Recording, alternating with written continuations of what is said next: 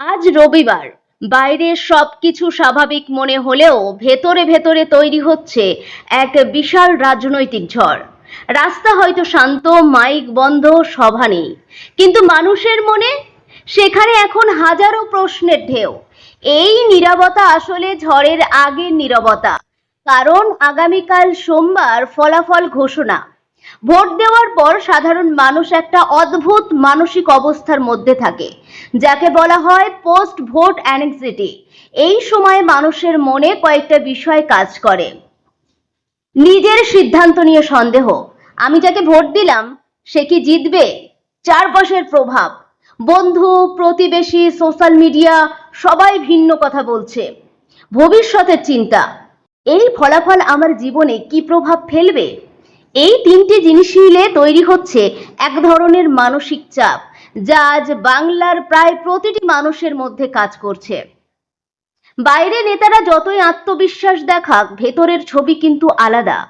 প্রতিটি বড় রাজনৈতিক দলের ভেতরে এখন চলছে বুথ ভিত্তিক হিসাব কষা। কোথাও লিড, কোথাও পিছিয়ে, তার বিশ্লেষণ।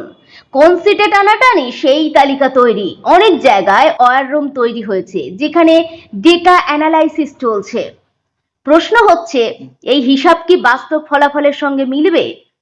এক্সিট পোল আসার পর পরিস্থিতি আরো জটিল হয়েছে, কারণ অনেকটা চ্যানেল এক একটা ফলাফল দেখাচ্ছে।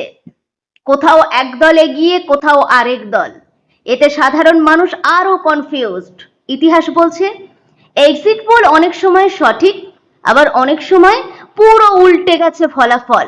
তাই আজকের সবচেয়ে বড় প্রশ্ন, ডেটা জিতবে নাকি বাস্তব চমক দেবে? এই নির্বাচন শুধু সরকার গঠনের জন্য নয়, এটা একাধিক স্তরের লড়াই। রাজনৈতিক আধিপত্য, কে বাংলার রাজনীতিতে প্রধান শক্তি হিসাবে থাকবে? সংগঠনের শক্তি পরীক্ষা, কার গ্রাসরুট নেটওয়ার্ক বেশি শক্তিশালী? জনসমর্থনের বাস্তব চিত্র, সোশ্যাল মিডিয়ার আওয়াজ আর বাস্তব ভোট দুটি কি এক?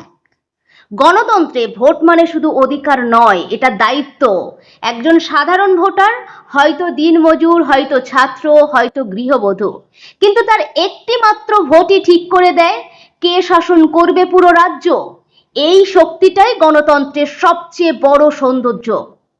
ফলাফলের দিন মানেই শুধু আনন্দ নয়, সঙ্গে থাকে উত্তেজনাও।